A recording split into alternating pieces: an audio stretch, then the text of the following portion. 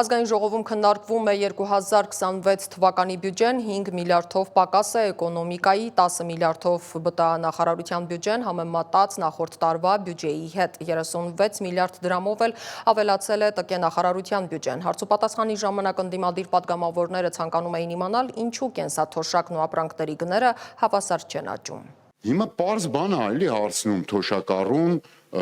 եւ աշխատող աղքատը։ Ասում է, բայ ինձ ինչի մոռացաք։ Ասում է, բայ ես էլ պետք է հիմա ստանայի Պարենային Զամբյուղի արժեքի չափով նվազագույն թոշակ, ինչի չեմ ստանում։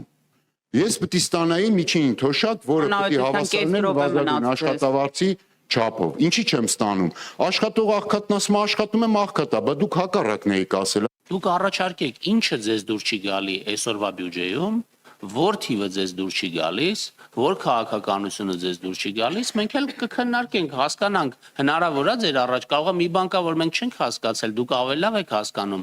դա անենք, այն մյուսը չանենք։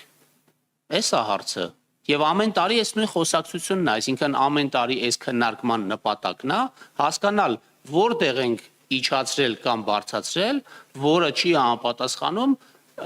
ձեր պատկերացումներին։ Այդ պատկերացումներն կարող են ճշգրտել եւ դրա հնարավորությունները ինստիտուցիոնալ գոյություն ունեն։